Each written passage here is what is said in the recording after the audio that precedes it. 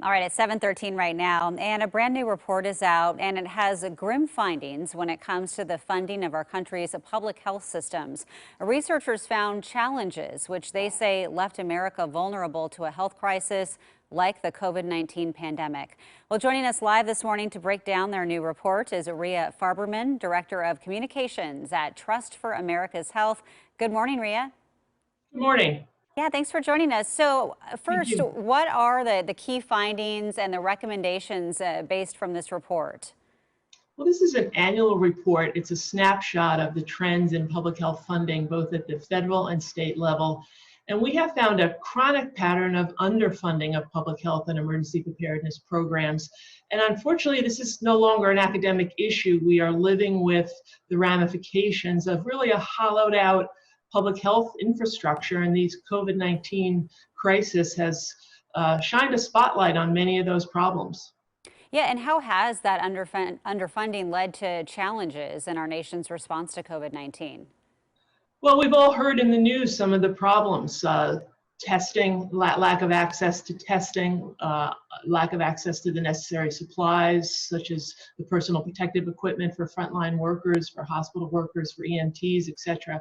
So, and as an example, we've lost 56,000 public health positions in the last decade. So that's 56,000 fewer people that would have been at the front lines to help stem the tide of this COVID-19 crisis. So I hope this is a turning point. I hope we get away from the bad habit that we've gotten into of only paying attention to public health funding during a crisis. And what we need to do is sustained year in and year out funding for public health and emergency preparedness every year. So when the next crisis happens, and there will be a next emergency, we're better prepared. Yeah, definitely. You do have data for every state's funding, and our viewers are in Oregon and in Washington. What does it look like for those two states?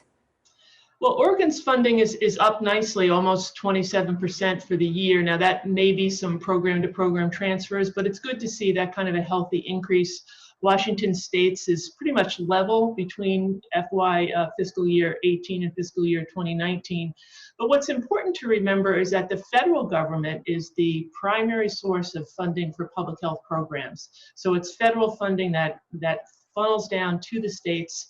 55% of state funding for public health is actually flows from the federal government. So when the federal government cuts funding for public health and emergency preparedness, which has happened over the decade, those state programs are very much curtailed.